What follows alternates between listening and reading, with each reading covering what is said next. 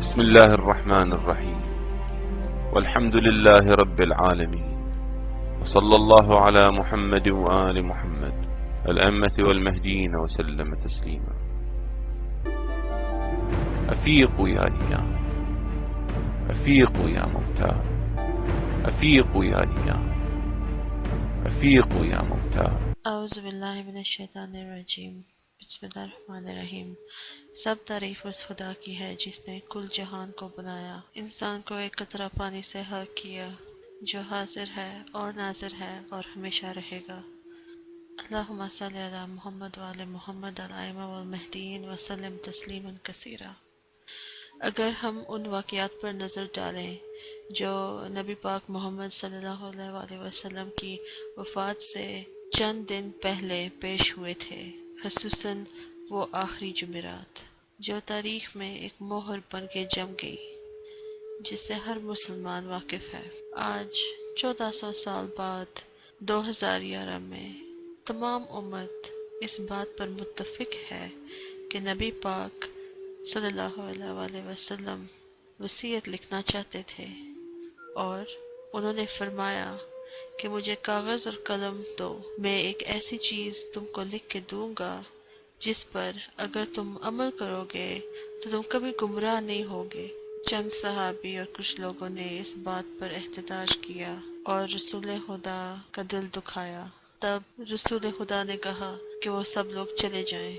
یہ واقعہ سینکڑوں حدیثوں میں، کتابوں میں شائع کیا گیا ہے، اور ہمارے اہل سنت والجماعت کے بھائی بہن بھی اس واقعے سے باواقف ہیں۔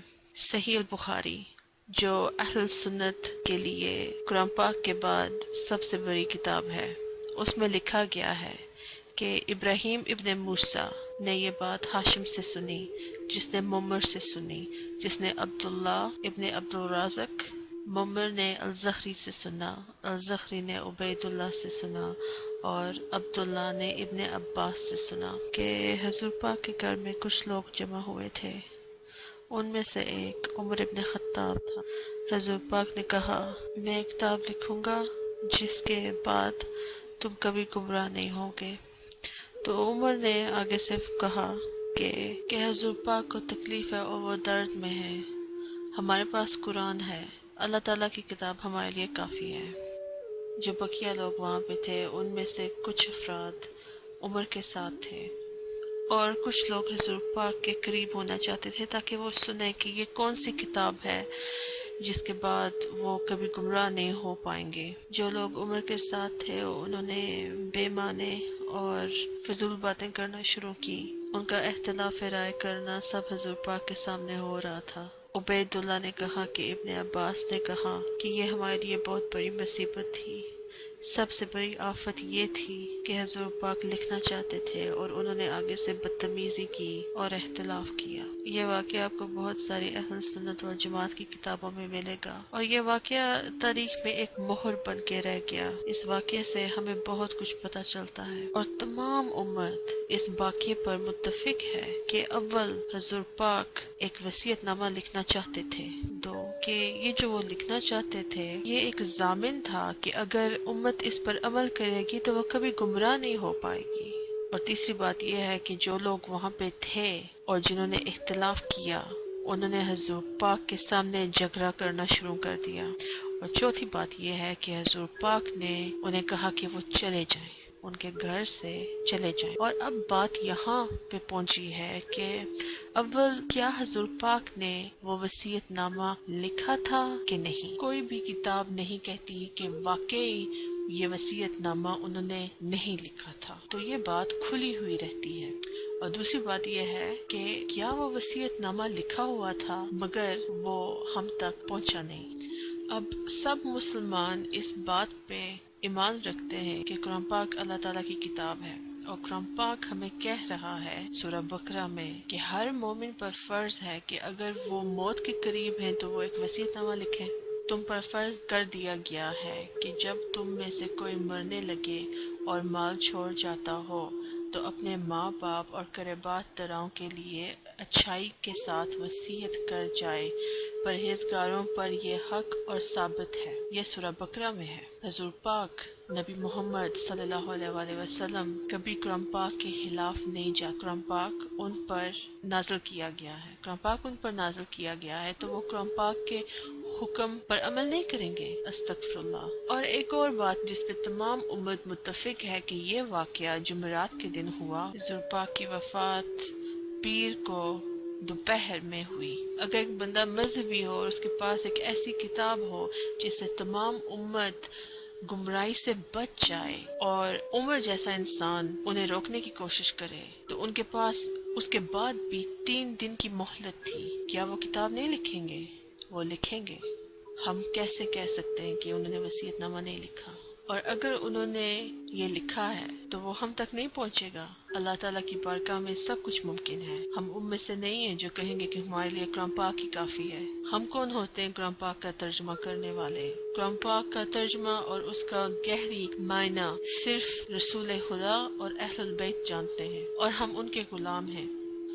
نبی کا حکم اللہ کا حکم ہے، اور اگر حضور پاک نے وصیت نامہ لکھا ہے تو وہ اللہ تعالیٰ کا حکم ہے۔ اور یہ سب کچھ مد نظر رکھتے ہوئے ہمیں پتہ چلتا ہے کہ وصیت نامہ لکھا گیا تھا۔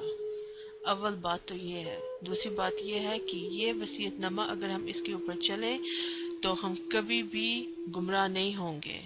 اور تیسری بات یہ ہے کہ جیسے ہی ہمیں یہ جمعرات کا واقعہ، جمعرات کی مصیبت والا واقعہ کتابوں میں سے ملا ہے، یہ وصیت نامہ بھی کتابوں میں ہی ہمیں ملے گی۔ اگر ہم تمام مومنوں کی کتابوں میں ڈھونڈیں، ہر فرقے کی کتاب میں جھانک کے دیکھیں، تو ہمیں پتہ چلتا ہے کہ صرف ایک ہی وصیت نامہ تھا، ایک ہی وصیت نامہ تھا جو حضور پاک نے لکھا تھا جب ان کی وفات ہونے والی تھی۔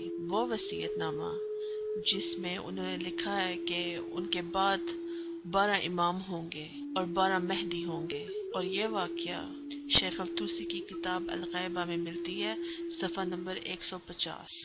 اور اس کے علاوہ بھی بہت ساری کتابیں ہیں جس میں یہ وصیت نامے کا ذکر کیا گیا ہے۔ اس وصیت نامے میں یہ وصیت نبی محمد صلی اللہ علیہ وآلہ وسلم نے علی ابن ابی طالب کو دی کہ یا ابو الحسن، میرے لیے ایک کاغذ اور قلم لاؤ۔ اور انہوں نے یہ وصیت لکھنا شروع کی، اور وہ لکھتے گئے اور وہ لکھتے گئے جب تک وہ وہاں پہنچے کہ انہوں نے کہا یا علی 12 امام ہوں گے اور ان کے بعد 12 مہدی ہوں گے۔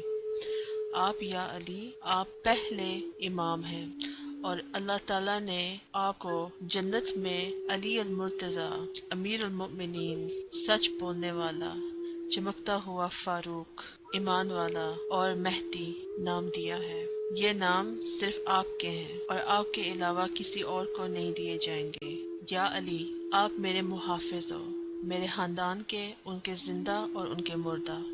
میری عورتیں جن سے آپ راضی ہوں وہ کل مجھ سے ملیں گی، اور جن کو آپ رد کرو گے میں اس سے فارغ۔ قیامت کے دن نہ میں اسے دیکھوں گا اور نہ وہ مجھے دیکھے گی۔ آپ میرے بعد میری امت کے اوپر خلیفہ ہو، اور اگر موت کا دن آپ پر آئے تو یہ وصیت نامہ آپ میرے بیٹے حسن کو دیں جو حق پر ہے، اور اگر موت کا دن اس پر آئے تو وہ میرے پاک شہید سید الشہداء حسین کو دے، اور اگر موت کا دن ان پر آئے تو وہ اپنے بیٹے تو وہ سید الساجدین زین العابدین علی کو دے، اور اگر موت کا دن ان پر آئے تو وہ اپنے بیٹے محمد الباقر کو دے، اور اگر موت کا دن ان پر آئے تو وہ اپنے بیٹے جعفر الصادق سچے کو دے، اور اگر موت کا دن ان پر آئے تو وہ اپنے بیٹے موسیٰ کاظم کو دے، اور اگر موت کا دن ان پر آئے تو وہ صبر کرنے والے موسیٰ کاظم کو دے، اور اگر موت کا دن ان پر آئے تو وہ اپنے بیٹے علی الرضا کو دے، اور اگر موت کا دن ان پر آئے تو وہ اپنے بیٹے محمد التقی جو لائق اعتماد ہے ان پر دے، اور اگر موت کا دن ان پر آئے تو وہ اپنے بیٹے علی الناصر علی نکی کو دے، اور اگر موت کا دن ان پر آئے تو وہ اپنے بیٹے الحسن الفاضل الحسن العسکری کو دیں، اور اگر موت کا دن ان پر آئے تو وہ اپنے بیٹے محمد المہدی کو دیں سلام ہو ان سب پر۔ یہ 12 امام ہیں اور ان کے بعد 12 مہدی آئیں گے، اور جب اللہ کا حکم ہوگا تو وہ اپنے بیٹے کو دے جو قریب والوں کا اول ہے۔ ان کے 3 نام ہیں، پہلا میری طرح اور میرے باپ کی طرح عبداللہ احمد، اور تیسرا نام مہدی، اور یہ پہلا مومن ہے۔ یہ وصیت نامہ نبی پاک محمد مصطفیٰ صلی اللہ علیہ وآلہ وسلم کا بہت ساری کتابوں میں تھا۔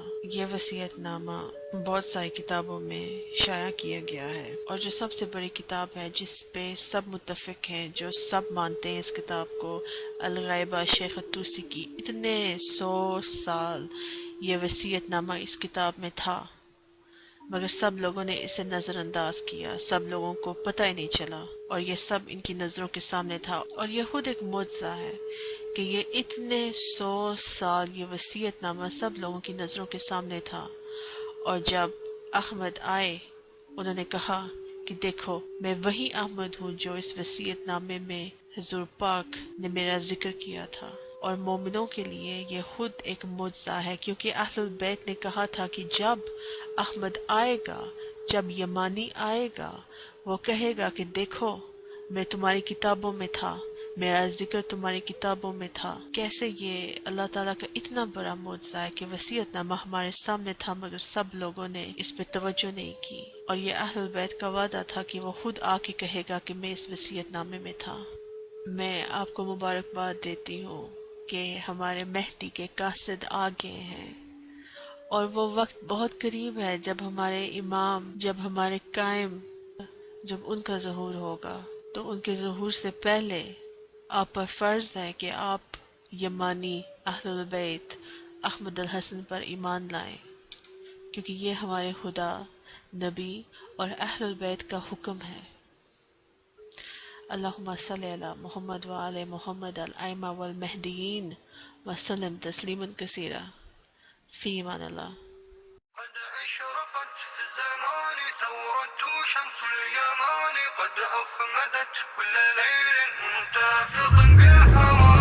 قد أشرقت في الزمان ثورة شمس اليمان، قد أخمدت كل ليل منتفض بالهوان. قد أشرقت في الزمان ثورة شمس اليمان، قد أخمدت كل ليل منتفض بالهوان. أشرق العدل في ظلمة العالم من ضياء حيدر من ربع فاطم، كاسرا شوكة الحاقد الظالم، بركته السماوات من قائم. أشرق العدل في ظلمة العالم من ضياء حيدر من ربع فاطم، كاسرا شوكة الحاقد الظالم، بركته السماوات من قائم. بل تعد